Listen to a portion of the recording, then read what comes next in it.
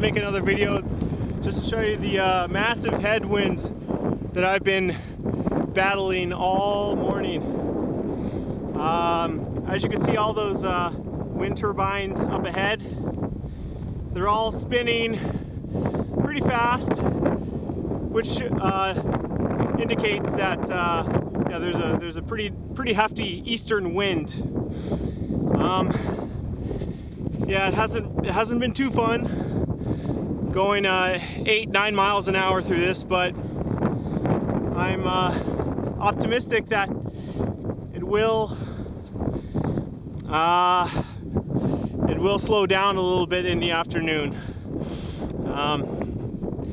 Other than that, as you can see, nice sunny day, much better weather than yesterday. Anyway, more to come.